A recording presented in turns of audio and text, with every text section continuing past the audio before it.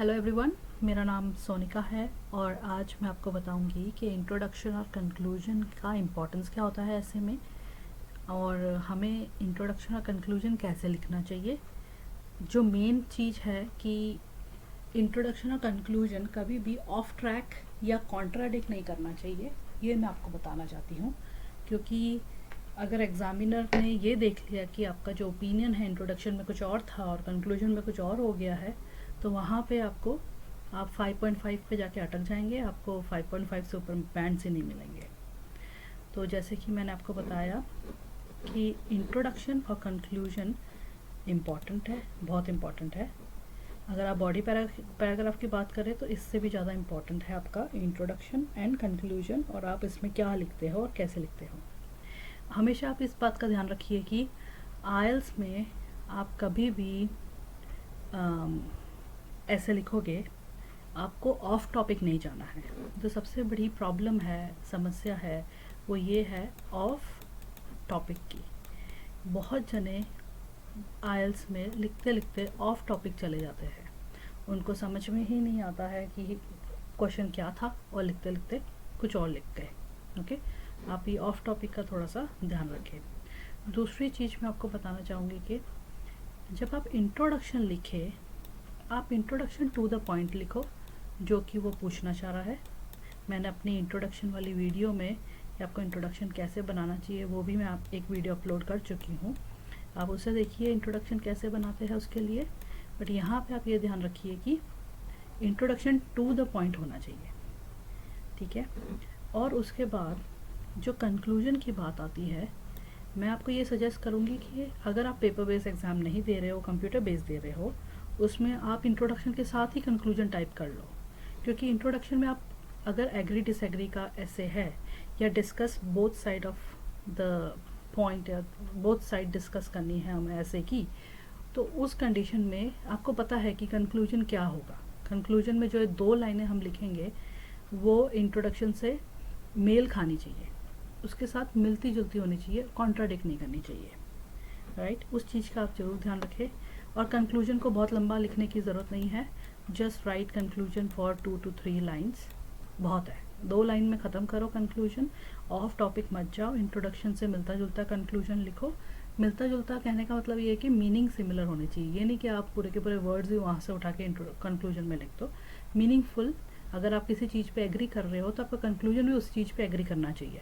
अगर आप किसी चीज़ की 2 पहलू 2 साइड्स डिस्कस कर रहे हो तो कंक्लूजन भी दोनों साइड को एड्रेस करना चाहिए। मेरा कहने का मतलब ये है। नेक्स्ट मैं आपको बताती हूँ कि इंट्रोडक्शन से मिलता जुलता कंक्लूजन हम कैसे लिखते हैं। ये इंट्रोडक्शन है एक टॉपिक का। मैंने अपनी दूसरी वीडियो में इस पूरे टॉपिक में इंट्रोडक्शन कैसे बनाते हैं वो एक्सप्लेन किया हुआ है, तो मैं वही सेम टॉपिक यहाँ पे उठा रही हूँ और उसका इंट्रोडक्शन भी मैंने ऑलरेडी लिखा हुआ है।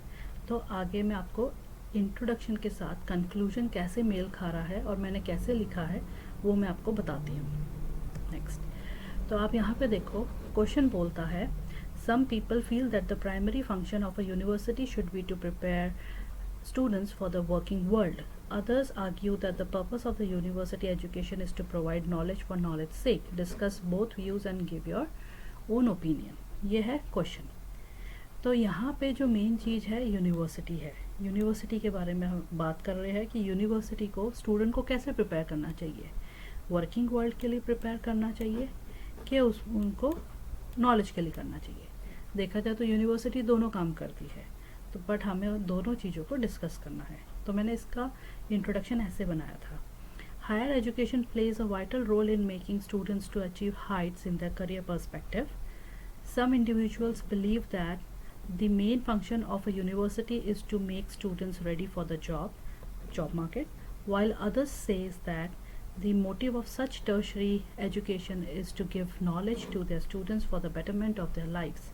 In my opinion, universities fulfill both the purposes and makes the students all rounder. तो मैंने क्वेश्चन के अंदर ये बता दिया है कि भाई मेरा ओपिनियन ये है कि भाई मैं दोनों साइड, यूनिवर्सिटी दोनों चीज़ें फुलफ़िल करती है और मैं दोनों चीज़ों के बारे में बात करूँगी इसमें। लास्ट में जब हम कंक्लूजन लिखते हैं तो उसके अंदर भी ये पहले पॉइंट एड्रेस होना चाहिए कि हम कंक्लूजन के अंदर भी ये लिखें कि यूनिवर्सिटी दोनों काम करती है।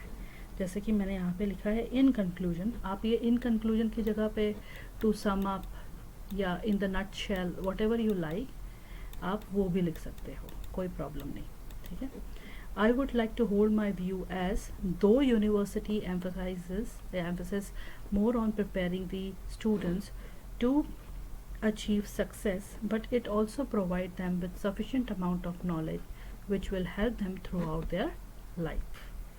So university, मेरा कहने का मतलब यहाँ पे ये रहा कि हालांकि वो ज़्यादा इम्पोर्टेंस देती है कि हम ऐसे बच्चे बनाए जो कि लाइफ में सक्सेसफुल होए, जॉब मार्केट में सक्सेसफुल हो, but sufficient amount of knowledge तो फिर भी प्रोवाइड करती है जो कि स्टूडेंट्स को हेल्प करेगी थ्रू आउट देयर लाइफ। आप इस चीज़ का ध्यान रखिए, जो आपके जो बीच में हम दो बॉडी पैराग्राफ्स बनाएंगे, बॉडी पैराग्राफ 1 और बॉडी पैराग्राफ 2, बॉडी पैराग्राफ 1 में हम एक पहलू या एक साइड 1 डिस्कस करेंगे, राइट, कि वो कैसे जॉब मार्केट में तैयार करती है स्टूडेंट्स को यूनिवर्सिटीज़, और साइड पैराग्राफ 2 में हम उसका सेकंड साइड उसका डिस्कस करेंगे कि वो नॉलेज कैसे प्रोवाइड करती है। तो हमारा जो ऐसे है वो 50-50% दोनों की तरफ जाना चाहिए।